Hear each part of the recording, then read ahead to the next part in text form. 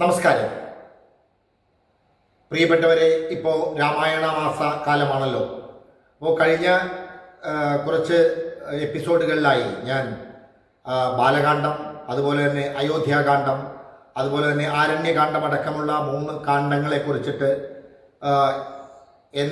എനിക്ക് കഴിയാവുന്ന രീതിയിൽ ഇന്നത്തെ ഭൗതിക സാഹചര്യങ്ങളുമൊക്കെയായി പൊരുത്തപ്പെട്ടുകൊണ്ടും അല്ലെങ്കിൽ അതിനെ വിശകലനം ചെയ്തുകൊണ്ടും ഞാൻ നിങ്ങളോട് സംവദിക്കുകയുണ്ടായി.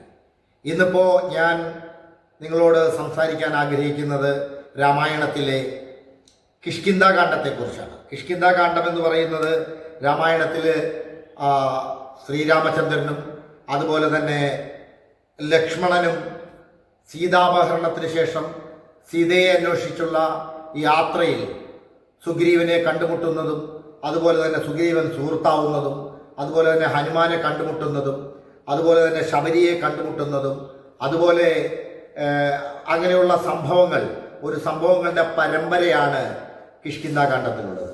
കിഷ്കിന്ധാകാന്ഡത്തിന് ശേഷം സീത ലങ്കയിലാണെന്ന് അറിഞ്ഞ് ലങ്കയിലേക്ക് സീതയെ വീണ്ടെടുക്കുന്നതിനായുള്ള യാത്രയുമൊക്കെയായിട്ട് ബന്ധപ്പെട്ടും അതിനുള്ള തയ്യാറെടുപ്പുകളുമായി ബന്ധപ്പെട്ടും അതുപോലെ തന്നെ വാനര സേനയുമായി ഈ അന്വേഷണത്തിൽ പുറപ്പെടുന്നതൊക്കെയായിട്ടുള്ള ബന്ധപ്പെട്ട കഥയാണ്, അല്ലെങ്കിൽ അതിൻ്റെ സാഹചര്യങ്ങളാണ് കിഷ്കിന്ധാകാന്ഡത്തിൽ രാമായണത്തിൽ വിവരിക്കുന്നത്. നമുക്കറിയാലോ, വാൽമീകി മഹർഷി രാമായണം എന്ന് പറയുന്ന ഈ മഹാകാവ്യം, ഈ കാവ്യം രചിക്കുമ്പോൾ അത് കേവലം രാമൻ്റെ ഒരു കഥയോ അല്ലെങ്കിൽ സീതയുടെയും രാമൻ്റെയും ഒക്കെ കഥയോ ലക്ഷ്മണൻ്റെ കഥയോ അല്ലെങ്കിൽ അയോധ്യയുടെ കഥയോ അതിനൊക്കെ അപ്പുറത്തായി ഈ ലോകത്ത് ഇന്ന് കാണുന്ന ഭൗതിക സാഹചര്യങ്ങൾ, ഇന്ന് രാമായണം വായിച്ച് മനസ്സിലാക്കി കഴിഞ്ഞാൽ ഒരു മനുഷ്യൻ എങ്ങനെ ഈ ലോകത്ത് ജീവിക്കണം എന്ന് പറഞ്ഞു കൊടുക്കുന്ന ഒരു ഉത്തമ ഗ്രന്ഥമാണ് രാമായണം. അതുകൊണ്ട് തന്നെ രാമായണത്തിലെ ഓരോ ഭാഗങ്ങൾ എടുത്ത് നമ്മൾ പരിശോധിക്കുമ്പോഴും അവിടെയെല്ലാം മനുഷ്യൻ്റെ ചിന്തയുടെ, അവൻ്റെ ആഗ്രഹങ്ങളുടെ, അവൻ്റെ ബോധത്തിൻ്റെ, അവൻ സഞ്ചരിക്കേണ്ട വഴികളുടെ ഒക്കെ ചിത്രം പറഞ്ഞു നൽകുന്ന അല്ലെങ്കിൽ പഠിപ്പിച്ചു നൽകുന്ന ഒരു ഗ്രന്ഥമാണ് രാമായണം. അതുകൊണ്ട് തന്നെ രാമായണം ഓരോ തവണ വായിക്കുമ്പോഴും മനുഷ്യൻ അതിലേക്ക് എത്തിച്ചേരുമ്പോൾ മനുഷ്യൻ്റെ മനസ്സ്, അവൻ്റെ ചിന്ത, ഇതെല്ലാം അവിടെ എത്തിച്ചേരുന്ന ഒരു സാഹചര്യമാണ് രാമായണത്തിൽ നമുക്ക് ദർശിക്കാൻ കഴിയുന്നത്. നമുക്കറിയാം, കിഷ്കിന്ധാകാന്ഡത്തിലൂടെ നമ്മൾ കടന്നു പോകുമ്പോൾ നമ്മൾ സൗഹൃദ ബന്ധത്തിൻ്റെ, ഒരു സുഹൃത്ത് എങ്ങനെയായിരിക്കണം, അല്ലെങ്കിൽ ആ സുഹൃത്തിന് എന്തെല്ലാം നമ്മൾ ചെയ്തു കൊടുക്കണം, അതെല്ലാം ബോധ്യപ്പെടുത്തുന്ന ഒരു രംഗം കിഷ്കിന്ധാകാന്ഡത്തിലുണ്ട്. കിഷ്കിന്ധാകാന്ഡത്തിൽ ബാലിയിൽ നിന്നും ഭയന്ന് ഒരു മലയിൽ താമസിക്കുന്ന സുഗ്രീവൻ, ആ സുഗ്രീവനെ ദൂരെ നിന്ന് മഹർഷി വേഷത്തിലായി കടന്നു വരുന്ന രാമനെയും ലക്ഷ്മണനെയും കാണുന്ന ആ മലമുകളിലിരിക്കുന്ന സുഗ്രീവൻ ഭയത്താൽ അവരാരാണെന്ന് അറിയുന്നതിന് വേണ്ടിയിട്ടാണ് ഹനുമാനെ പറഞ്ഞയക്കുന്നത്. ഹനുമാൻ അവിടേക്ക് ചെല്ലുമ്പോൾ ഹനുമാൻ ശ്രീരാമചന്ദ്രൻ്റെയും അതുപോലെ തന്നെ ലക്ഷ്മണൻ്റെയും അടുത്ത് ഹനുമാൻ എത്തിച്ചേരുന്നുണ്ട്. ഹനുമാൻ എന്ന് പറയുന്നത് ഭഗവാനെ ഹൃദയത്തിൽ കൊണ്ടു നടക്കുന്ന ഭക്തനായിട്ടുള്ള ഒരാളാണ്. ഭക്തന് പോലും ചിലപ്പോൾ ആളെ പെട്ടെന്ന് തിരിച്ചറിയാൻ കഴിയില്ല.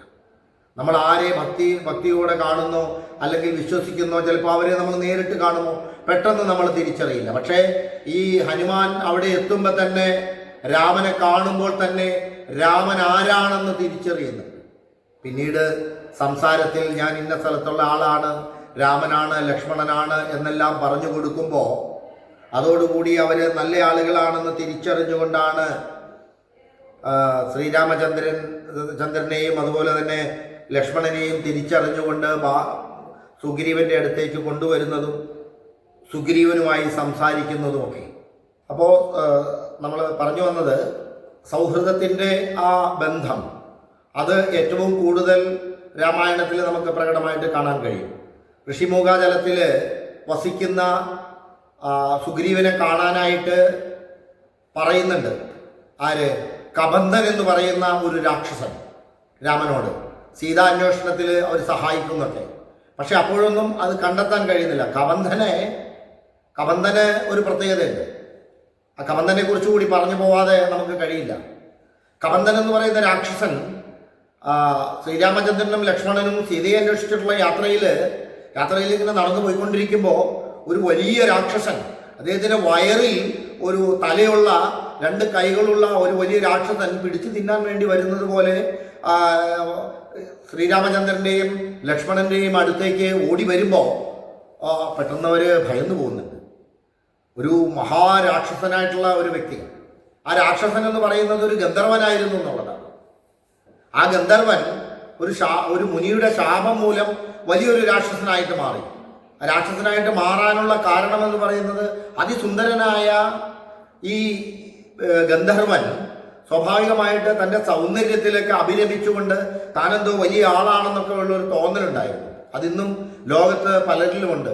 പലർക്കും അറിയാം, ഞാനിപ്പോൾ എന്തോ വലിയ ആളാണ്, ഞാനെന്തോ ഒരു മഹാനാണ്, ഞാൻ വലിയ സുന്ദരനാണ്, ഞാൻ വലിയ നടനാണ്, അല്ലെങ്കിൽ ഞാൻ വലിയ നേതാവാണ് എന്നൊക്കെയുള്ള ഒരു ചിന്ത മനുഷ്യരിലുണ്ടാവാറുണ്ട്. അതുപോലത്തെ ഉള്ള ഒരു കഥാപാത്രമായിരുന്നു ഈ കബന്ധൻ. അപ്പോൾ കബന്ധൻ മുനിയോട് മാന്യമായ രീതിയിലെല്ലാം പ്രതികരിക്കാതിരിക്കുകയും അദ്ദേഹത്തോട് മോശമായി പെരുമാറുകയൊക്കെ ചെയ്തപ്പോഴാണ് മുനി ശമിക്കുന്നത്. നീ ഒരു രാക്ഷസനായി തീരട്ടെ, വിരൂപിയായിട്ടുള്ള വലിയൊരു രാക്ഷസനായി തീരട്ടെ, നിന്റെ സൗന്ദര്യം മുഴുവൻ നശിച്ചു പോട്ടെ എന്നൊക്കെ പറയുന്നത്.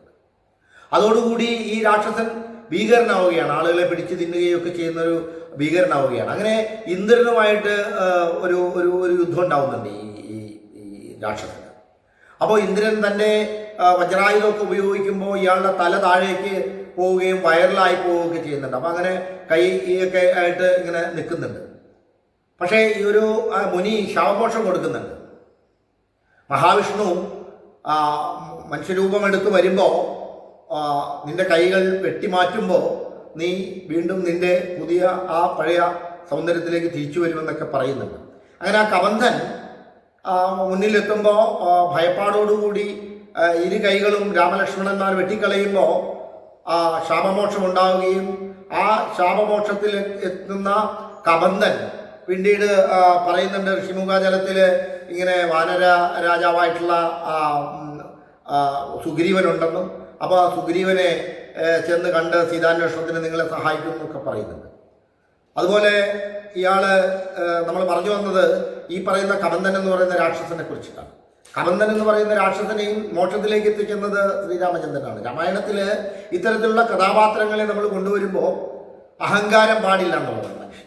മനുഷ്യൻ എപ്പോഴും ആളുകളോട് മാന്യമായി പെരുമാറണം, സ്നേഹത്തോടെ പെരുമാറണം എന്നൊക്കെ പഠിപ്പിക്കുന്ന ഒരു ഭാഗം കൂടിയാണ് കബന്ധൻ്റെ. ഞാൻ കൂടുതൽ വിശദാംശങ്ങളിലേക്ക് കടക്കാത്തത് ഇത് നീണ്ടുപോകുന്നത് കൊണ്ടാണ്.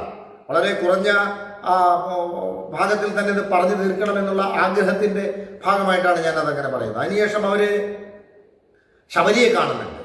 ശബരിയെ മാതംഗമുനിയുടെ ആശ്രമത്തിൽ വെച്ച് ശബരിയെ കാണുന്നുണ്ട്. ഇതേ മാതംഗമുനിയാണ് ബാലിയോട് നമ്മുടെ ഋഷിമുഖ പർവ്വതത്തിൽ കയറിയാൽ നിന്റെ തല പൊട്ടിത്തെറിച്ചു പോകും എന്നുള്ള ഭയത്തോടു കൂടിയാണ് ബാലി സുഗ്രീവനെ കൊല്ലാതെ അല്ലെങ്കിൽ സുഗ്രീവൻ രക്ഷപ്പെട്ട് അവിടെ വസിക്കുന്നതൊക്കെ.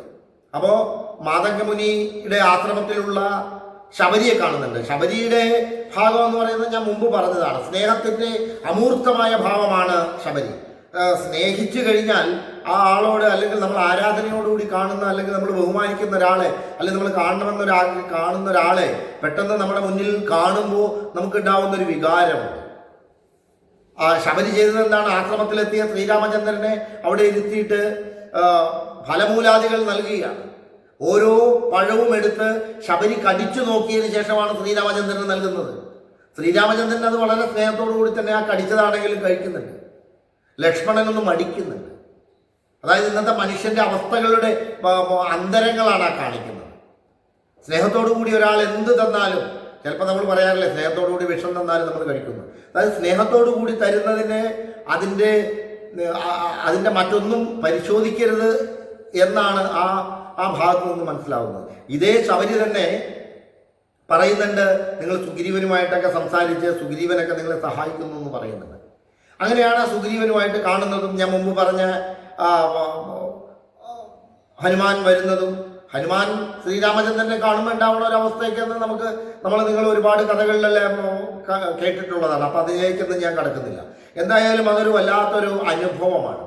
താൻ ആഗ്രഹിക്കുന്ന, താൻ കാണണമെന്ന് ആഗ്രഹിക്കുന്ന തൻ്റെ ദേവനെ തൻ്റെ കൺമുന്നിലേക്ക് കാണുമ്പോണ്ടാവുന്ന ഒരു ഭക്തൻ്റെ ആ ഒരു അവാച്യമായ ഒരു അനുഭൂതിയുടെ ഒരു അമൂർത്തമായ ഭാവമുണ്ട്.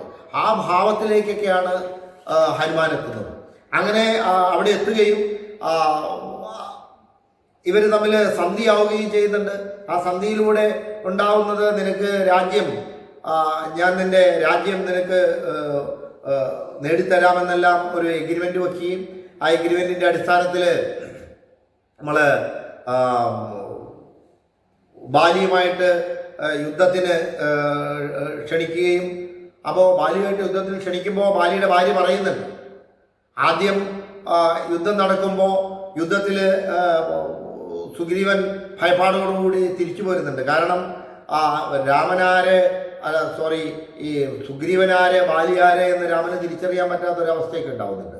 അതിനുശേഷം വീണ്ടും യുദ്ധം ചെയ്യാൻ വേണ്ടി ക്ഷണിക്കാൻ വരുമ്പോൾ താര പറയുന്നുണ്ട്, ഒരാൾ വീണ്ടും യുദ്ധത്തിന് വേണ്ടി വരുമ്പോൾ അയാൾ ശക്തനാണെന്ന് നാം മനസ്സിലാക്കേണ്ടതുണ്ട്, അയാളുടെ പിന്നിൽ മറ്റാരോ ഉണ്ടെന്ന് മനസ്സിലാക്കണം, പോകണ്ട എന്ന് ബാലിയോട് പറയുന്ന ഒരു സന്ദർഭമൊക്കെ ഉണ്ട്.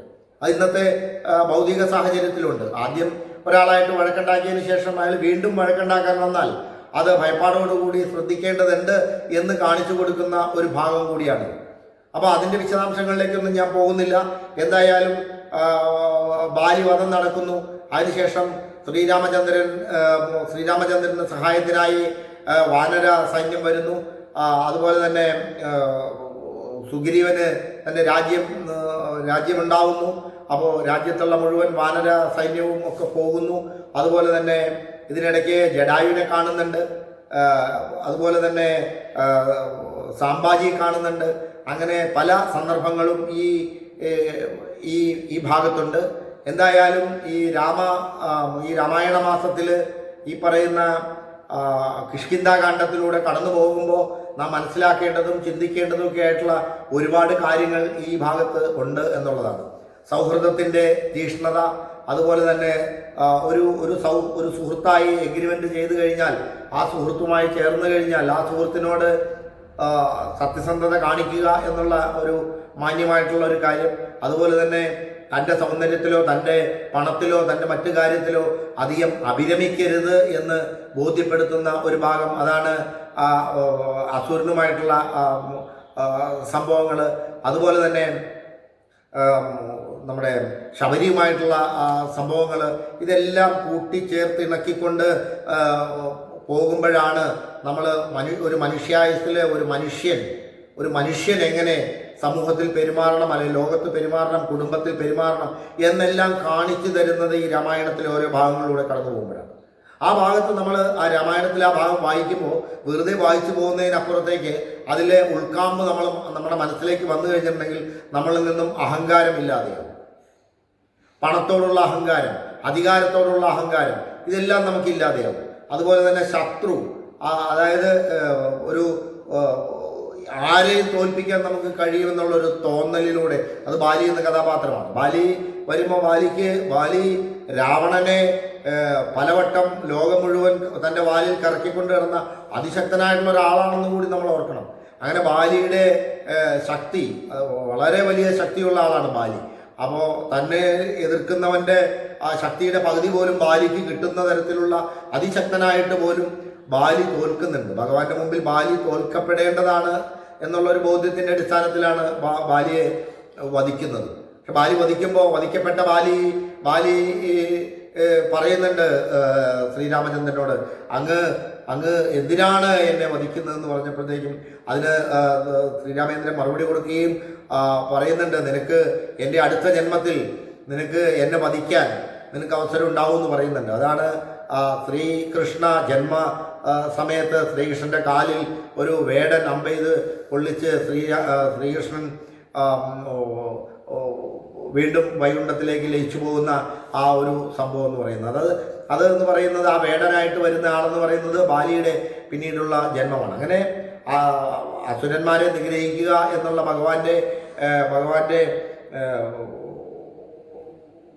ഭഗവാന്റെ ആ നിഷ്ഠയുണ്ടല്ലോ, അല്ലെങ്കിൽ ഭഗവാൻ ജന്മമെടുത്തപ്പോൾ ഇവിടുത്തെ അസുര നിഗ്രഹവും അതുപോലെ തന്നെ മോശപ്പെട്ട ആളുകളെ ഭൂമുഖത്ത് തുടച്ചു നീക്കുക എന്നുള്ളതിൻ്റെയൊക്കെ ഭാഗമായിട്ടുള്ള കാര്യങ്ങൾ കൂടിയാണ് ഇതിൽ ഉണ്ടാവുന്നത്.